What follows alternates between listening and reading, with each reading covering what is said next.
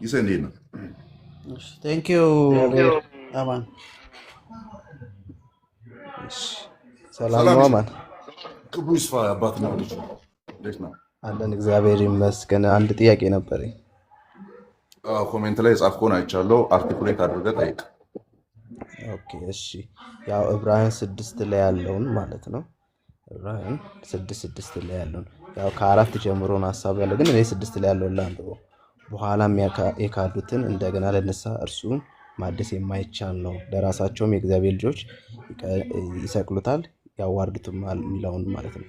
ይህን ከምን ጋር ተያይዞን የጠየቁኝ ደህንነት ይወሰዳል ከሚል እና ደግሞ ያን የሚታጠው ደግሞ ኢየሱስን ከካድከው ነው። መጀመሪያ አምነህ ከካድከው ይወሰዳል የሚል ሀሳብ አለ እና በስራም ልትክደው ትችላለህ የሚል ነገር አውርተዋል። እና ይህን ከምን አንጻር ታየዋለህ አንተ ለማለት ነው።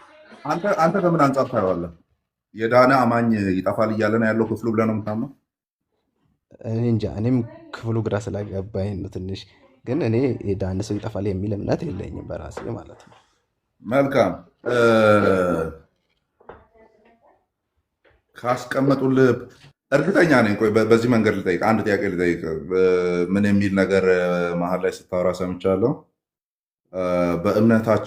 እምነታቸውን ከካዱ ብቻ ይጠፋሉ ብለውኛል አልክ። እነዚህ ሰዎች እንዲህ ብሎ ከሰው ያውቃሉ? ሜይ ቢ አንተ የዳና አይጠፋም ብለህ ስለምታስብ የዳና አይጠፋም የሚለው ትምህርት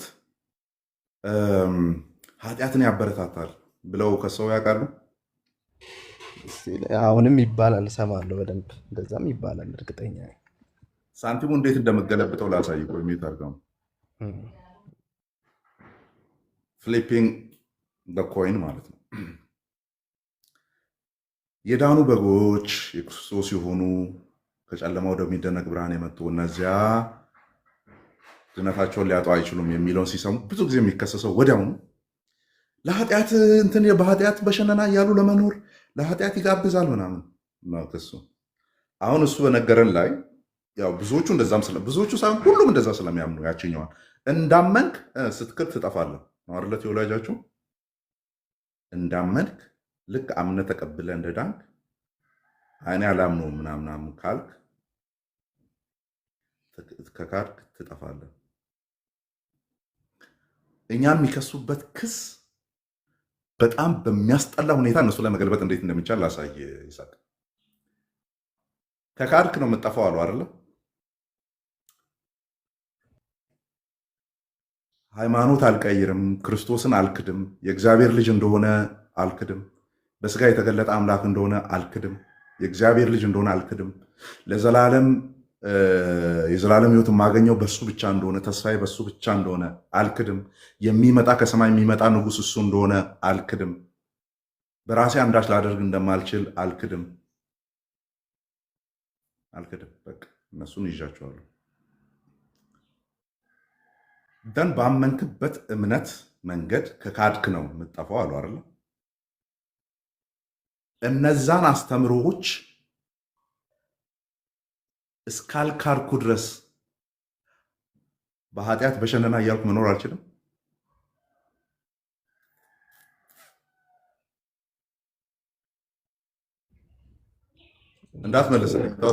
እንዳትመልስልኝ፣ ሌሎቹ እንዲያስተውሉ ነው።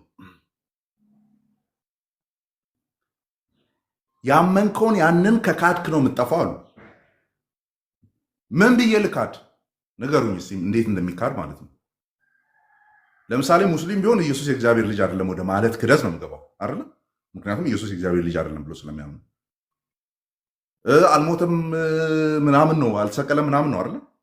አልገደሉትም አልሰቀሉትም። ኢንፋክት አልሞተም አልተሰቀለም አይደለም፣ አልሰቀሉትም አልገደሉትም አሉ። ያንን ወደ ማመን ሄድኩ። እሺ ክደት ነው።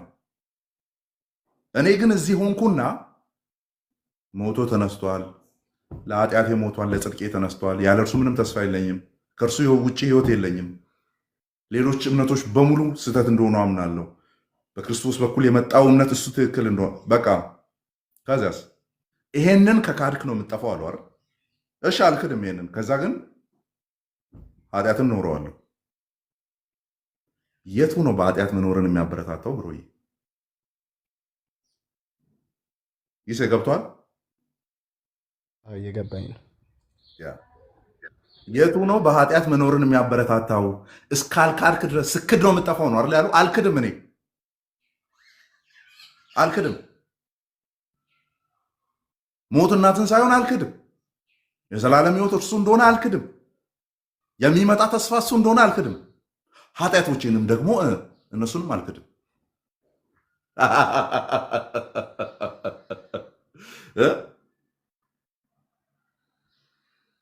አየህ፣ በኃጢአት መኖርን የሚያበረታታው እስከ ካድክ ድረስ እንደተቀበልከው ያንን እስከ ካድክ የሚለው ነው ኃጢአትን የሚያበረታታው።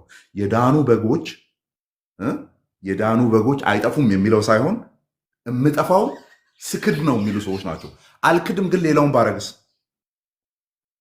ዛሬ ሰማይ ምድር ቢገለበጥ አልክድም። ሌላ ተስፋ እንደሌለኝ አውቄያለሁ።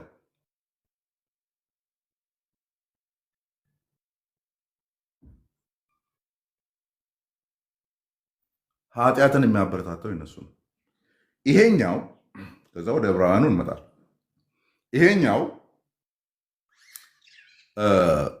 በተለይም በሪፎርምድ ፐርስፔክቲቭ ካያችሁ፣ በሪፎርምድ ቴዎሎጂ ፐርስፔክቲቭ ካያችሁ ኃጢአተኛ እየበረገገ የሚኖርበት ነው። ኃጢአተኛ ሳይሆን በቃ ይሄ በኃጢአት ድሎት ውስጥ የሚኖሩ ሰዎች የሚበረግጉበት አይነት ቴዎሎጂ ሁላ ነው። አይደለም ነፃ ሆነው በግላቸው በነፃነት እንዲፋንኑ ሊያደርግ ቀርቶ እንዲበረግጉ የሚያደርግ ነው። ምን የሚል አስተምሮ ስላለው ከመጣህበት ሰፈር የተለየ ህይወት እዚህ ከሌለ ስላልዳንክ ነው የሚለው። ሪፎርምድ ቴዎሎጂ እንደዛ ነው የሚለው። ቅድስናና የተለወጠ ህይወት፣ እግዚአብሔርን መፈለግ፣ በእርሱ ታዛ ውስጥ የማደር ዝንባሌ ህይወት ላይ ከሌለ ሜይቢ ስላልዳንክ ነው የሚባለው። የሚጠነክረው እስክትክድ ድረስ ችግር የለውም ነው የሚጠነክረው ወይስ ስላልዳንክ ነው የሚጠነክረው?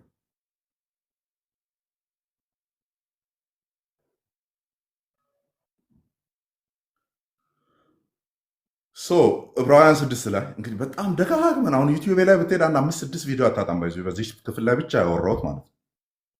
ግን ለራሴ ቃል ገብቻለሁ ከሆነ ጊዜ በኋላ ኡፍ ምናለ አለ ማለት ሺህ ጊዜ ብትጠየቅ ላለመድከም ለራሴ ቃል ገብቻለሁ። በተለይ አንድ አስተማሪ ካየው በኋላ ነው። እዚህ ሀገር ቤትም ያለ አለ፣ ውጭም ያለ አለ። በጣም ሚሊዮን ጊዜ ተጠይቋልና ሳይደክሙ ነው የሚመልሱት። እና እነሱን ካየው በኋላ እኔ ምን ቤት ነኝ መመለስ አለብኝ ስጠይቅ የሚል ነገር ለራሴ አሰብኩ ማለት ነው። ለዛ ነው እንጂ አሁን የጠየቅኝ ጥያቄ ዩቲዩብ ሂድ ምናምን ማለት እችላለሁ። ግን እቺ ጥያቄ ክሪቲካልም ስለሆነች ነው። ከዚህ በኋላ ሺህ ጊዜ ብጠይቅም ደጋግሜ እመጣበታለሁ፣ ችግር የለውም። እሺ አነበብክልኝ። ያንን ይዛል ባይብላው ነው። እሺ 6ን አንብበልኛል። 7ና 8ን እንዝለልና ከዛ ወደኋላ ተመልሰን እንመጣለን። 7ና 8ን እስቲል አንድ ነገር ስለሆነ እያወራ ያለው 7ና 8ን እንዝለልና 9ን አንብብልኝ እስቲ። አትወጣ የሚያስወጣ ከሆነ ምናምን እኔ አነብልሃለሁ እዚህ ባይብሉን ስለያዝኩት ማለት ነው። ኦኬ እሺ። አይ ወጣ እያደረኩ እንትን ስለምል ነው። እኔ ላምብ አንብባውን ፔስት ነው። እሺ ኦኬ፣ አንብብ አንተ ብታነበር። እሺ እሺ። ዶክተር ፔስት ስንትን 9ን ያልከኝ አይደል? 9 ነው። ከዛ 7ና 8ን እናነባለን። አንተ እስከ 6 ነው ቅድም ያነበብከው። አንድ ጊዜ የበራላቸውን ሰማያዊ ስጦታ የተቀበሉትንም ከመንፈስ ቅዱስ ተካፋይ ነው የነበሩትን ሊመጣ ያለውን እግዚአብሔርን ኃይል የቀመሱትን በኋላም ግን የካዱትን እነርሱን ወደ ንስሐ መመለስ የማይቻል ነው።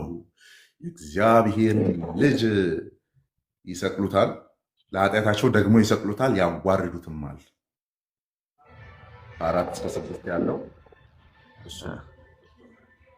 አሁን 7ና 8 ላይ በጣም የዘርና የመሬት የማብቀልና አለማብቀል አናሎጂ ስለሆነ የሚጠቀመው ማለት ነው። 9 ምን ይላል? ስለ እናንተ ግን ወዳጆቼ ሆይ ምንም እንኳን እንዲሁ ብንናገር አብልጦ የሚሻለውን ለመዳን የሚሆነውን እንዲሆንላችሁ ተረድተናል። ምንም እንኳን እንዴት ብንናገር፣ ምንም እንኳን እንዲህ ብንናገር፣ ምኑን ነው እንኳን እንዲህ ብንናገር እያለ ያለው? ቅድም ስላወራው ቅድም የካዱትን መመለስ የማይቻል ነው። የእግዚአብሔርን ልጅ መልሶ ይሰቅሉታል። ቀምሶ ነበር፣ ነክቶ ነበር፣ አይቶ ነበር፣ አንዳንድ ነገር ተደርጎባቸው ነበር ምናምን ምናምን። እዛ የካዱትን መመለስ አይቻልም ምናምን ብያችሁ ነበር አይደል? አዎ። ስለ እናንተ ግን ወዳጆች፣ ስለ እናንተ ግን ሲል ታዲያ ላይ ያለውን ለማን ያወራው ነው? ለማን ያወራው? ስለ እናንተ ግን ሲል የሆነ ግሩፕ እየፈጠረ እንዳለ አይታይም? እዛ ጋር ቅድም ቤንዚን ሊቀዳ ምናምን ተሰልፍ የነበርም ነው። መንግስት ሰራተኞች በአንድ ሰልፍ፣ ኖርማል 2 ቁጥር ያላቸው የግል ያዙ ምናምን በሌላ ሰልፍ፣ ታርጋ የሌለው በሌላ ሰልፍ፣ እንደዛ ነበር። የሚያስቀዳው የሚያስተባብረው ሰው እየመጣና ቀኑ በእርግጥ የመንግስት ሰራተኞች ነው፣ መንግስት ሰራተኞች ናቸው የሚቀዱት። መጣና ምን አለ? ሁላችንም አንድ ማደያ ላይ ነው ያለ ነው። ሁላችንም አንድ ማደያ ላይ ነው ያለ ነው። እናንተ አለና መንግስት ሰራተኞችን እናንተ ቅድሚያ ታገኛላችሁ አለ። ሁላችንም ልንቀዳ ነው የተሰለፍነው። ኦቤስ አንድ ማደያ ውስጥ ነው ያለ ነው። እናንተ ቅድሚያውን ታገኛለ። ለምን? ቀኑ የመንግስት ሰራተኞች ስለሚል። ስለዚህ የስ ሌሎችም ሊቀዱ ነው ምናምን ችግር የለውም እሱ። ግን እናንተ ግን ሲባል ከሌሎች በተለየ ትሪት እየተደረጉ ነው አይደለ? እዚህ ጋር ያሉት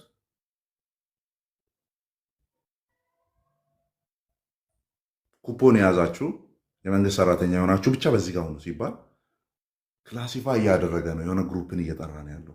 ያንን ወርድ ነው የተጠቀመው 9 ላይ። እናንተ ግን ወዳጆች ሆይ ስለ እናንተ ግን ምንም እንኳን እንደዚህ ብንናገር ለመዳን የሚሆነው የሚበልጠው እንዲደረግላችሁ ተረድቻለሁ። ምንም እንኳን እንደዚህ ብንናገር ምን እያለን የካዱትን የቀመሱትን ያዩትን እናንተ ግን አለ ማለት እናንተ ግን ብቻ አይደለም ወዳጆች ሆይ። መጽሐፍ ቅዱስ ወዳጆች ሆይ ብሎ የሚጠራው ማንን ነው? ይስሐቅ ያልዳኑ ሰዎችን ወዳጆች ሆይ ይላል አይልም? የዳኑትን ነው የሚላል። እናንተ የዳናችሁ ሆይ ስለ እናንተ ግን ለመዳን የሚሆነው መዳንን በተመለከተ የተሻለው እንዲደረግላችሁ እርግጠኛ ነኝ አለ። ስለዚህ የሆነ ግሩፕን ነው እያወራ ያለው ከላይ ያለው ማለት ነው። በእንግሊዝኛው ካየም ኢቨን ሰርድ ፐርሰን ነው የሚጠቀመው። በዚህ አይነት ወይ አማኞችን አድረስ አድርጎ አያውቅም። ፎር ዶስ ነው አይደል የሚለው? ፎር ዶስ ሁ ሃቭ ቢን ዋንስ ኢንላይተንድ ምናምን አይደል? ፎር ዶስ ሰርድ ፐርሰን ዩ ዴይ ዶስ አይደል? ዩ ከዛ ፕሉራል ዴይ ከዛ ዶስ ሰርድ ፐርሰን ነው። ፎር ዶስ ሁ ሃቭ ቢን ዋንስ ኢንላይተንድ ዶስ ተብለን ተጣርተን አናውቅም። አዲስ ኪዳናችን ላይ የለም። አማኞች እንደዛ አድረስ አድርጎ አያውቅም። ኦኬ፣ እንደዛ ከሆነ ቀጥሎ የሚመጣው ቻሌንጅ ቃዶስ፣ እሱም ስህተት ነው። የዲስፔንሴሽናሊስቶች ያመጡት ጠማማ ፈታት ነው። ለአይሁድ ብቻ ነው የሚፈታው የሚለው አያስኬድም፣ ለክርስቲያኖችም ነው።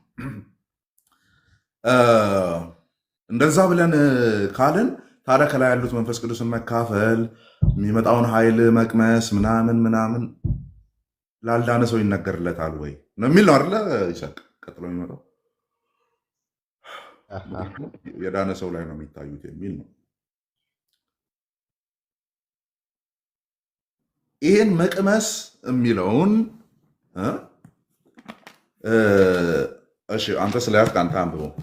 መቅመሱን ምንድን ነው መካፈሉን ምናምን የሚለውን ራሱን እዛው መጽሐፉ ይንገረን። በምን አብራራው? ምን ብሎ አብራራው? ቀመሰ ሲባል አማኝ ሆነ ማለት ነው ወይ? ተካፈለ ሲባል በቃ አማኝ ሆነ ማለት ነው ወይ? እስቲ እዛው የዕብራውያኑ ጻፊ ይንገረን። ቅድም ብያለሁ 7 እና 8 አንብብ። እሺ እኔ ላንብብ። ተመለስ። እኔ አውጥቼዋለሁ። እንደዚህ ይላል፣ ዘወትር በእርሷ ላይ የሚወርደውን ዝናብ የምትጠጣና ከላይ የቀመሱትን ነው አይደለም የሚለው።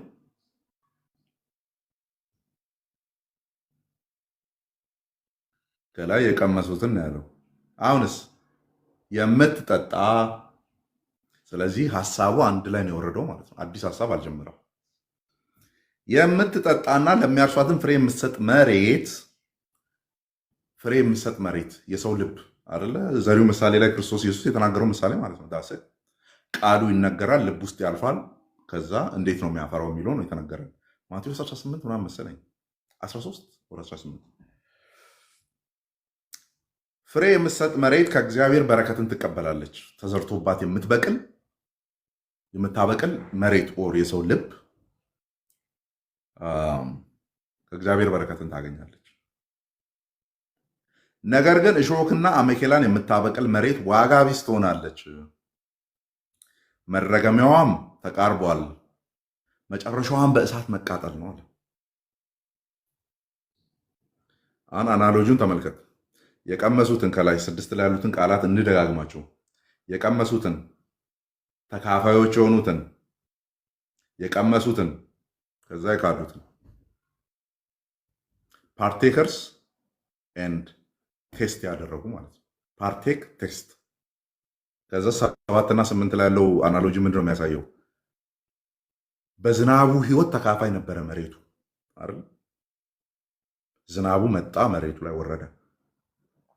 መልካም ፍሬን ያላፈራች ለዘሩባትም ፍሬን ያላመጣች ምን አድርጋ? ውሃውን ጠጥታ ነው ተፍታ? ይሳቅ ዝናቡን አስገብታ ነው ወይስ ከላይ ጠጥታ? የቀመሱትን ማለት እሱ ነው። የገባችሁ ነው ምዕመናን? ያን ተቀብለው ሰምተው ወንጌሉ ተነግሮላቸው የወንጌሉም አንዳንድ ብርሃናት በእነሱ ላይ ታይተው ልክ እንደ ይሁዳ ማለት እንግዲህ 12 ውስጥ ተቆጥሮ የነበረ ነው። ከ60ዎቹ 72ቱ ጋርም የነበረ ነው። ግን ከእናንተ አንዱ ዲያብሎስ ነው የተባለ ማለት ነው።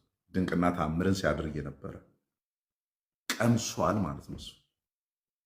ኋላ ላይ ግን ምን ያሉትን ከላይ ያለው ነው ይሄኛው። ሁለተኛዋ ደግሞ ነገር ግን እሾህና አሜኬላን የምታበቅል መሬት ዋጋ ቢስ ትሆናለች፣ መረገሚያዋም ተቃርቧል፣ መጨረሻዋም በእሳት መቃጠል ነው። ወዳጆች ሆይ ምንም እንኳን እንደዚህ ብንናገር እያለ ይቀጥላል።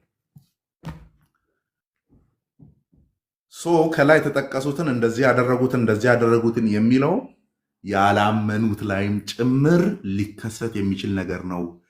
እዛ ክፍል ላይ የዳነ ጠፍቷል ለማለት በደንብ አዳምጡኝ።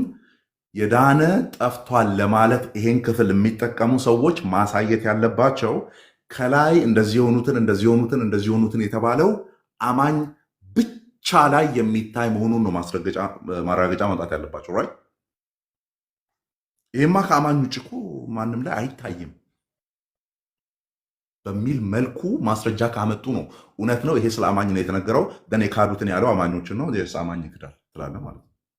እያንዳንዱ እዚህ ቦታ ላይ የተጠቀሰውን ይሁዳ ላይ አሳይሃለሁ የካደው ማለት ነው።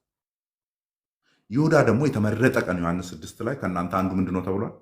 ይስሐቅ ተመርጦ 12 ብሎ መረጠና ከእናንተ አንዱ ምንድን ነው አለ?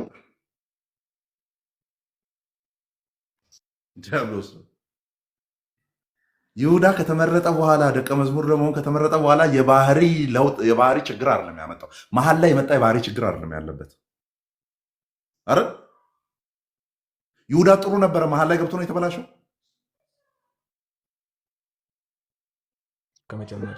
ከመጀመሪያውም አስቀድሞም ዳዊት በትንቢቱ ሐዋርያት ሥራ ምዕራፍ 1 ላይ ጴጥሮስ እንደተናገረው ማለት ዳዊት በትንቢቱ የተናገረለት ነው። ግን ተቆጠረ ከነሱ ጋር። he was a never believer believer አልነበረም። ግን ከሐዋርያቱ ጋር ተጨመረና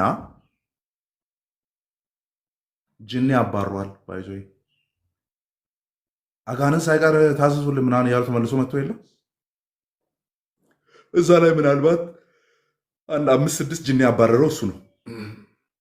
ሽባዎች ዘለሉልን፣ ድዋያን ተፈወሱ ከዛ ውስጥ ምናልባት በይሁዳ በኩል ጌታ ያደረገልኝን ታምር ነውና ያለች አንድ የምስጋና ፕሮግራም ያዘጋጀች እናትም አጠፋም።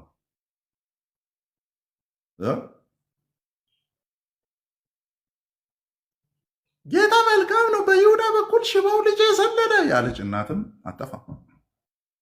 but he was not a believer to begin with, right? ዕብራውያን 6 ላይ ለአማኝ ነው ብለህ የምጠቅሰው ነገር በሙሉ ይሁዳ ላይ አለ፣ በሙሉ አንድም ሳይቀር። ስለዚህ አማኝ ነው፣ ፔኩላርሊ አማኝ ነው እዛ ጋር እየካደ ያለው ለማለት ምን ነው ሰብስቴንሼት ማድረግ ያለባቸው? አማኝ ያልሆነ ላይ እነዚህ ነገሮች ሊታዩ አይችሉም የሚለው ሰብስቴንሼት መደረግ አለበት፣ መረጋገጥ መቻል አለበት። እግዚአብሔር ፕሮቪደንሻሊ ማንም ላይ ሊያደርግ የሚችለውን ነገር ለአማኝ ነው እያልክ ልትፈታ አይገባም። ለዚህ ነው አጋንን ስለተገዙላችሁ አይደል በዚህ ደስ አይበላችሁ። በምን ደስ ይበላችሁ አለመተው እነ ይሁዳ ምናምን ሪፖርት ሲያቀርቡ ማለት ነው። ዛሬ አታምንም ምን እንደተፈጠረ ጌርጌሴኖን ነበርን። በቃ እኔ ብቻዬን ጌታ ወይ እኔ ብቻዬን 16 ጅኒ ሳዘልል ነበር ምናምን ይሁዳ ይላል መጥቶ። ጴጥሮስ ከዛ ቆይ የድል ልንገር 2 የሞቱ አስነስቻለሁ። ቶማስ ደግሞ ያው ተጠራጣሪ በሚለው ምን አይነት ካራክተር እንፍጠርለት ለሱ። ያኔ መጀመሪያ ላይ ፈርቼ ነበረ፣ ትንሽ ፈራ ተባብራን ብዬ ነበር። ግን አንተ ስለሆንክ ስልጣንን የሰጠህንና ድውያንን አድኑ፣ በሽተኞችን ፈውሱ ምናምን ብለህ በነፃ የተሰጣችሁን በነፃ ስጡ ብለህ መጀመሪያ ተጠራጥሬ ነበር። በኋላ ላይ ግን በቃ በጣም ነው የገረመኝ። መስማት የማይችሉ 3 ልጆች ነበሩ፣ በቃ ሰሙ እያለ ደግሞ ቶማስ ሪፖርት አቀረበ ማለት ነው። ይሁዳ ደግሞ ያው ሌላ ስለዚህ ምንድነው ሰብስቴንሼት መደረግ ያለበት? ያልዳነ አካል ላይ ሊታይ የሚችልን ነገር በአማኝ ላይ ለጠፈ አማኙን ይጠፋል ብለህ ቴዎሎጂ ከሰራ በግ ማያሳዝን የተኩላ ምንድነው ማለት ነው? ደላላ ነህ ማለት ነው። እኛ ሀገር የተኩላ ደላላ ሰባኪዎች ብዙ ናቸው። ለተኩላ የሚደልሉ ማለት ነው። በበጎች መሀል ተቀምጠው ለተኩላ የሚደልሉ አገልጋይ በሶኮልድ አገልጋዮች ብዙ ናቸው። ትጠፋለህ ዋ እያለ ያማ። ስለዚህ ዕብራውያን 6 it doesn't tell that genuine believers are going to lose their salvation. It is not. ጄኒውን የሆኑ አማኞች ድነታቸውን ያጣሉ የሚል ነገር እየተናገረ አይደለም። ሁለተኛው እዚህ ጋር ሳላነሳም ማላልፈው ዲስፔንሴሽናል የሆናችሁ ሶኮልድ ኢቫንጀሊካልስ ለእስራኤላውያን ነው ለአይሁዶች ነው የሚፈታው የምትሉትን ይሄ ጠማማና ወደ ጎን የሄደ አፈታታችሁን አቁሙ። ማንም እንደዛ ፈቶ አያውቅም። እንደዛ ተፈቶ ኢቭን ኦፕሽን እንኳን የለውም። አይሁዶችን የተመለከተ ነው እሱ አማኞችን ምናምን አይደለም የምትሉ አቁሙ።